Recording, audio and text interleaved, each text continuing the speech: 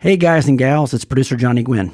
Joe and Butch are celebrating the 4th like most of us are this week, but they wanted to give you a bonus episode that they actually recorded live at last year's Mobile Boat Show. We hope you enjoy it, and Joe and Butch will be back next week with all the good, bad, and ugly fishing reports. Everybody have a safe 4th, and please boat responsibly. Hey guys, and welcome to the Alabama Saltwater Fishing Report, the only podcast to bring you the local fishing report in 30 minutes or less, whether it's good, bad, or ugly. We are here today at the Mobile Boat Show. Got my trusty co-host Joe Baya with me. How we doing today, Joe? 30 minutes or less? You think we can do it? Probably not. Not with this one anyway. We got some pretty good stuff. Hey, we just had somebody walk up and say they wanted the show to be longer. That's true. So that's not a problem. Not a problem at all. Man, we just did a really cool show with Captain Patrick Garmison and Joey Landreneau of the Slick Lure. We're here with Mr. John Calagaz with Fishing Chaos, and we're going to go a little more in depth. Mr. Joey was talking about something that I've done for hunting for a while, do a journal about the conditions, moon phase, water temperature, and everything. Yeah, you talk about hunting. One of the things I've done is look at game camera photos, and I've started to notice patterns where, say, a certain area, I'd say, okay, there's a mature deer in there in the daylight, and it was November 27th, and on November 27th, the wind was out of the northwest, and the moon phase was waning quarter moon. There's a lot to it.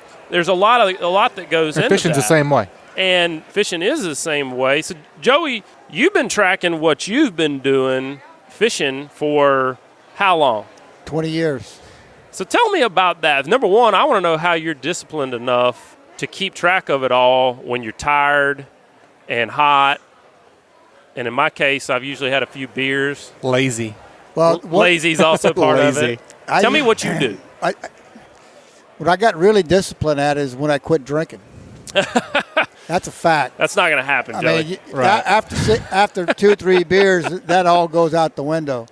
A lot of the most positive things I've done in life is after I put the suds down. Okay. So that's a topic for another show. That's another whole. That's another whole realm. I don't want to get there, but a lot of positive things have happened since then. But in all honesty, we're talking about the game. Creating a piece of plastic to fool a top predator in its environment, so you can be successful to harvest that fish and take pictures and let it and release it. Sure. And that's the game. But the other part of that is how do you pattern, how do you establish enough knowledge to target those fish where you're not wasting all day and you're not successful because you're not at the right. Well, and do it consistently. The right area, at the right tide, the right water conditions, yada, yada, yada. And the only way I knew how to do that was to write it down, to journal it. And I studied way back when, before all the software stuff and before all the Google Earths of the world, was study fixed black and white photos of the shoreline and piece those together and work in segments along the coast, looking for hard bottom. And just every time I'd catch a fish, I'd write it down, had the old Loran at one time point that, and every fish was marked. And then I'd go back to hard copy print, and the mark would have the time, and I'd correlate the time with the tide conditions, and I knew what the water temperature was, and I knew what the bait were holding on, and after a period of time, you could pattern that. And you could go back and put a dot on the map, and it's almost like, this, to the point where I could pattern the hard bottom areas where a certain bar, 1.5 feet covered, fish would show up. At 3 feet, they were gone. If the top of the bar was exposed, that was not. So in putting all that together and keeping it in a journal, it just made me a better angler.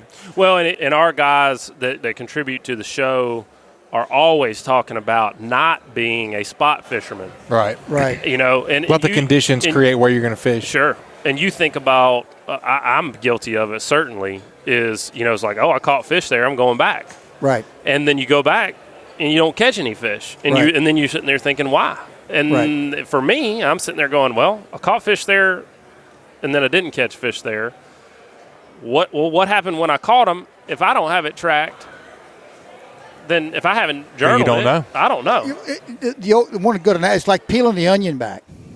You start peeling the onion, and more you get, more and more of the onion you peel back, the more and more if you observe it and you really observing what's going on and you're dialed in, as you peel that onion back, the information just starts to flow, and then you can connect the dots of, these fish showed up on this bar, on this moon phase. Most of the time, the most common aspect of that was the structure was holding bait. Now you can go to that sometimes. That's one of the caveats I did not mention, is that a lot of times no bait, predators have no reason, so there's some synergy there, a lot of synergy there. Sure. As to bait conditions and that's that type of thing. I mean, Butch, I'm sure you would love to know what the conditions were that one time you caught a fish. It was one time.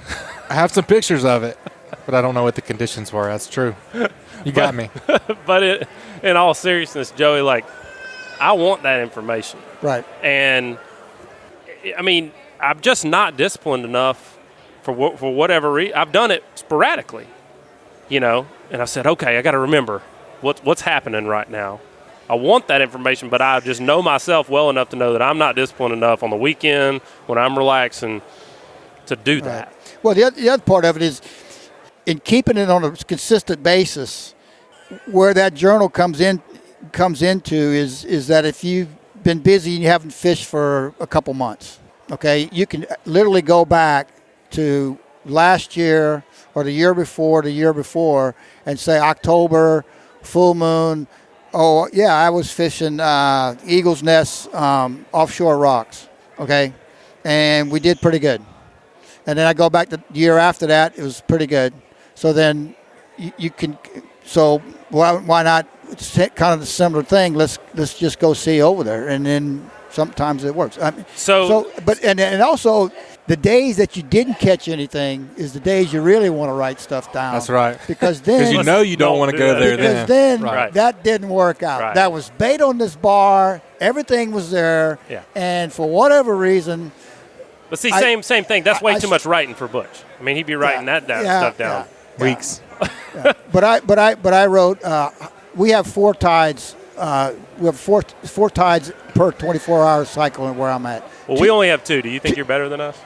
No. Two highs, 2 lows. You write the tides down. You write the water conditions throughout the day, maybe 2-3 times during the day, especially when the fish show up, and what bottom you are on and what tide situations, and then you piece it together, and that's breadcrumbs. So, I mean, I love the idea of that, and I want that information. And John, this is kind of where you come in. So, John Calagaz with Fishing Chaos, tell me about what you guys are doing, because this stuff has solved this problem for me.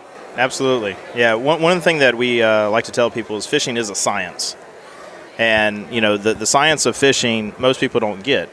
And so let's, let us figure out that science for you. You enjoy fishing, and, you take a picture of a fish. That's you do it already. You also just tell people you catch fish. So why not allow us to take that data electronically and then figure out all the meteorological conditions, what the tide was doing, what the salinity of the water was, what the barometric pressure was, all the things that you don't want to go back and, write down. And then even if you did write it down, it's very difficult to search. And so when it's electronically and overlaid on a map, you can definitely see your patterns. And, we talk about these fishing reports. Well, a fishing pattern is sometimes more important than the actual report because it can change very quickly. And so you want to go see what you've done in the past and go emulate that. And like Joey said, you might not go fishing for 2 months. Well, you went fishing that month last year, or you went fishing, 5 months ago that had the exact same conditions. Right. It's not necessarily just time. And then also, I forgot who said it, but it's just as important to understand you didn't catch fish. And so what our system allows is a count. And so, like what some of these guys do is they don't log every single fish. When they get on a hot bite of trout, they'll log 20 fish. And if they don't get on a hot bite, they'll log 0 fish. 0 is just as important as 20 in the data collection side. Mm-hmm. You'd have a lot of zeros, Joe. Yeah. I mean, be a very bare app for you. Well, that's kind of the cool thing about the fishing report, in that as opposed to what we do on the radio. I mean, I like the radio show too, but that's it's there and then it's gone. Right. So like with the fishing report, if you want to, you can go back to this time last year and see what the report was. See what was happening. And Sure. it's going to be conditional, of course. The river might be muddy. The bay might be muddy. Bay might not be muddy this year, Right. but it may be muddy a week from now. So, I mean, it's funny to me, since we've started this podcast, we see a lot of people going back and listening to the first shows we ever did, and because they're picking up knowledge out of that by doing that. But that's exactly what you're talking about doing. So here's what I'm going to do. Handle this objection. What if I'm scared that I'm on my smartphone and I log my fish? How do I know that information is protected? Well, that information is your private information. Even we can't see what the information is. It's all encrypted.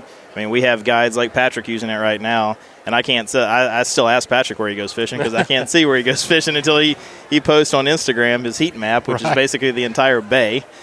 But yeah, I mean, it's very encrypted, very secure. We use all of the latest and greatest technologies for encryption and security. Everything is yours, and we will not be selling your fishing data. That's the important part. So take me through that. I feel better about it knowing that Patrick's on there. Right. Take me through that. I'm out on the boat. I got Captain Joey Landreneau with me. We just smashed some fish on the slick lure. What do I do? We just caught a big trout. How do I log that fish? Well, you pop out your phone, and if you want to take a picture, you can. If not, you just put in the fish, speckled trout, whether it's a redfish, speckled trout. We have all the species listed. We also have what we call the tackle box, which allows you to note what you tied on. So it's an app. You open the app. And then it's also, for example, when we're fishing with the slick lure, we put slick lure on the line, and you can have multiple because you fish with multiple rods.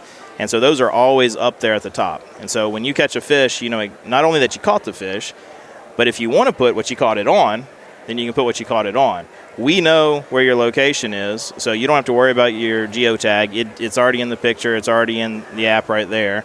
And the best part is if that's all you want to do, that's all you want to put, we do all the meteorological stuff in the back end. Now, we do have sections where you can put notes, so you can put water clarity or something that's really where you are, water depth. And that's all you really have to do. And then not only does it keep a catch log of all of your catches, but it also overlays it on a map. And if you want to, you can put a heat map layer on top so you can see these patterns, not just the catches themselves.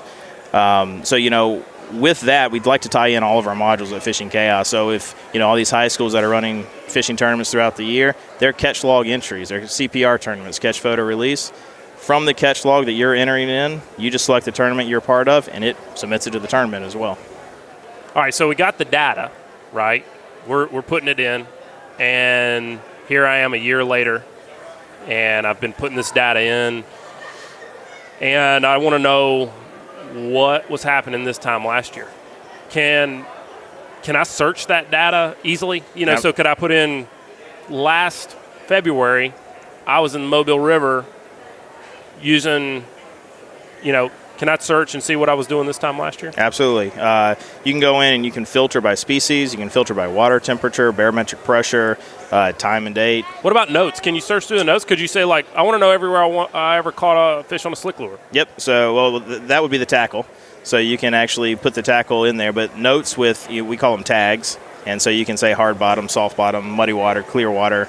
And those are tags that are searchable. And you're doing that all on a phone? All on the phone. Yep. That's awesome. Yep. That is cool. And the best part is what does this cost? Like $99 a month or something? No, for the user, it's free. Completely free. Completely free for the user. Yes. All right. Well, first off, so it's just an app. Yes. It's in the App Store. It's web app right now. Okay. We change so quickly that the feature sets are changing so rapidly that we have not yet released it from the App Store. Patrick's running the app as a beta pilot for us.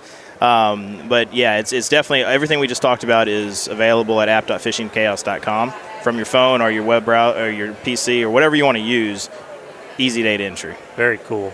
All right. So what else? So that's something for everyday angler to use. I'm going to definitely do it. Two or three fish that I catch each year, I should be able to do that. No problem. What else? What else has Fishing Chaos got up their sleeve? So we're a software and a hardware platform, and we create these modules. And obviously, we talked sort of about the tournament module. We are the back end for a lot of tournaments around town. I've seen you guys at Alabama Deep Sea Fishing Rodeo. Yep. So we're the reason you can now see your live leaderboard. And that's instantly. really neat because the average guy, he can just pull up. Say during the rodeo or during a lot of the different tournaments that y'all do, he can pull that up on his phone and just watch. Absolutely. So he doesn't have to check anywhere. He can just see immediately what's happening with the leaderboard. Right. Okay. And then another module we're doing is the security module, where that's going to be launching in June, which is our hardware piece, which goes on the boat. And we were talking about all these conditions. Everybody's grabbing the conditions for your catch logs from the nearest buoy. The nearest buoy might be 20 miles away, or it could be downriver or upriver. Water temperature can fluctuate quite a bit. So with our security piece on the boat, not only is it a security system, but it's a fishing platform as well. So we have barometric pressure sensors, we have temperature, humidity, and we connect to the NEMA circuit on your boat. So you have all of your engine data, your fuel levels, water levels in your tanks, anything that you can see on your dashboard, we collect that data. You can also see the water temperature from your transducer. So when you are logging a fish, you're not logging the temperature 20 miles away. You're logging the temperature right underneath your boat. And so our last module, in depth as well. We can also get depth, Joey. So from the transducer. But the water temperature is critical. Yes, it is. I mean, there's areas in my fishing in my old logs at the entrance of a cut in the bank where I fish. The temperature there, right in the Gulf a little bit, and then you go a half a mile, 3/4 into the backside of that little bay, can be 2 degree difference. This time of year, the cold water, that 2 degrees is like a sauna to those fish. Absolutely. And you put that in your log, at that temperature profile, and it's no magic that on that warmer water, you're successful. That's awesome. Right, and that's why all of our modules communicate with each other. So that's pretty cool. Very cool. Yeah. And the last module I want to talk about is something we launched at the boat show with Patrick. Patrick's our guinea pig here. But we're charter management booking system. So right now, it's very difficult to go find a charter and easily book it online without sending emails, calling, texting. I mean, every time we fish with Patrick, he's always on the phone trying to book the next charter. Right. Let him fish and let us handle it. So we handle everything from his live calendar to his credit card transactions to actually booking, deposits, and then everything in between the booking and the actual trip. So, Patrick has multiple pickup locations, and that might change the day before. So everything that he wants to convey to the customer, he does through that. He can also say what to bring. He can have, extras that maybe somebody pays for, like, Patrick can start bringing bag lunches for everybody or cold beer for $20. And, that all gets invoiced so that when the trip is finalized, Patrick has the ability to hit checkout. Everything is right there for him. He hands the phone to the customer. Customer enters in the tip, credit card information, and then he hits submit, and that's it. Patrick, can these guys give your fishing report each week too? Can they give the fishing report? I don't know. We better hold like out on that. They may work on it. He's writing down notes right now. He's like, oh, maybe we can't do that. I like to talk fishing too, so let's not cut me out of that. That's really cool, man. And so tell me a little bit about how you guys started with Fishing Chaos, and I mean, what gave you this idea? Well, in my past life, for about 15 years, I was in the home automation business.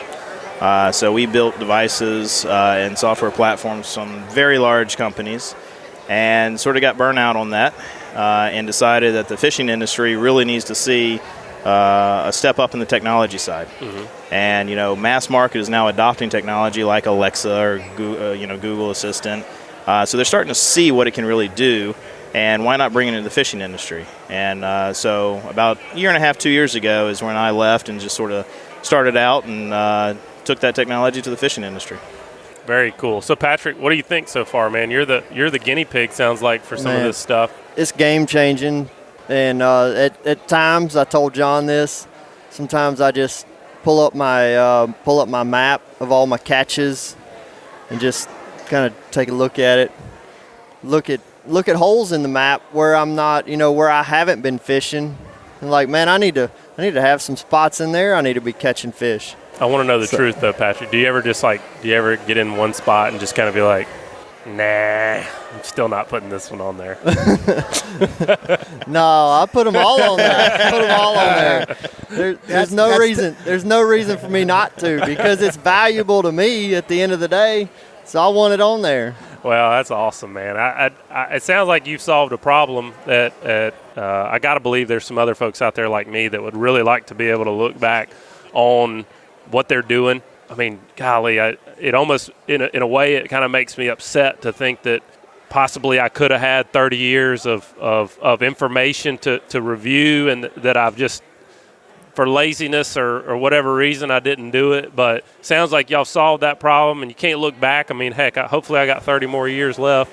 Right, and that's one thing we're starting to see locally is when I was a kid, they didn't have high school fishing teams.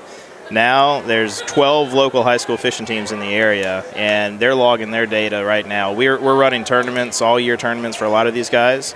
We're also some sponsors for some of the college teams, and they give full-ride scholarships for fishing now. And so there's no recruiting means. So now they can show. The proof is in the data. Yeah. So not only do we have all your tournament winnings, we also have your catch log. Here's how many days I fished. Here's how many fish I caught. Exactly. That's crazy. And you compare that to my manual method for 20 years. His data is now state-of-the-art technology, so it's more precise. It's to the minute. I mean, and you got to go back and pull out those journals. Yeah, and everything else. I mean, this is Hope it doesn't get burned up in a fire. Fine tuning. You know, Yeah. I actually have it backed up on a couple thumb drives. Good. I could write a book. Well, I'm just proud of you that you've been able to do that for so long, because I'm telling you, I want it, but I'm just not gonna do it. And I did it there for a while, but it's like once I started writing out a fish log of like, oh man, we caught this many fish, and then I started thinking about all the details. I'm like, I don't know if I'm gonna do this anymore. And then John brings this up to me. I'm like, I'm all in. Yeah. Like, I want to be a part of that, because I want to be able to take a picture and put a little bit of data into that catch, and then be able to capture all that other stuff with it, man. For sure. It's golden. Cool. Well, John, again, if folks are interested in Fishing Chaos, it sounds like it doesn't cost them a thing. Right. If they're interested in it, how do they find out more information about it? They can go to app.fishingchaos.com, and what's funny is a lot of people don't even know that they signed up for it when they register for the rodeo. So a lot of times people say, I'm already registered, and so you can go ahead and log in, and you can see your data from the rodeo, even if you didn't know it was there.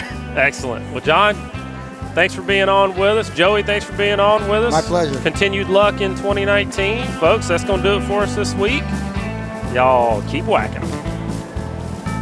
This week's Alabama Saltwater Fishing Report has been brought to you by Geico. Call Ron Davis, Geico agent, at 251-445-0053 or visit him online at geico.com/mobile-al. And also, KillerDock. Are you suffering from dock dysfunction? Check out a full line of dock enhancement at KillerDock.com. That's KillerDock.com. And also, Great Days Outdoors, the South's finest hunting and fishing magazine. Pick up your copy wherever magazines are sold, or check them out at GreatDaysOutdoors.com.